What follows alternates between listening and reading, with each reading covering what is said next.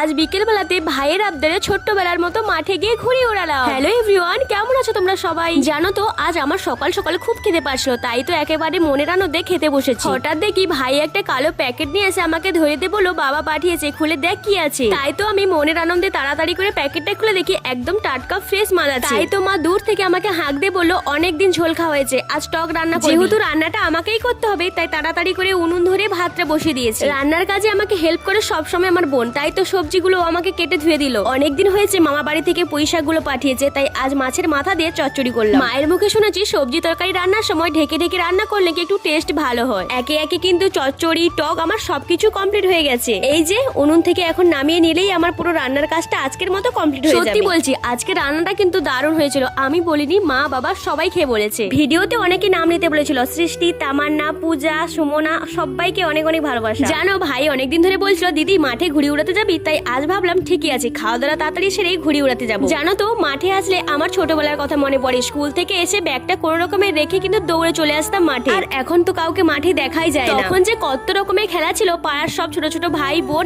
আমাদের থেকে যারা বড় তারাও কিন্তু খেলতে আসতো। প্রথমে তো ভেবেছিলাম আমরা একাই হয়তো এসেছি মাঠে ঘুড়ি উড়াতে, কিন্তু না, কিছুক্ষণ পর দেখো ছোট ছোট ভাই বোনরাও এসেছিল মাঠে ঘুড়ি উড়াতে। যখন ছোট ছিলাম তখন ভাবতাম যে কবে বড় হব, স্কুলে যাব, বড় বড় চুল হবে, সাজগোজ করব, কিন্তু এখন মনে হয় ছোটবেলার দিনগুলো সত্যি খুব ভালো ছিল। আজকে ভিডিওটা দেখে তোমাদের কাদের কাদের ছোটবেলার কথা মনে পড়েছে কমেন্টে কিন্তু জানিও।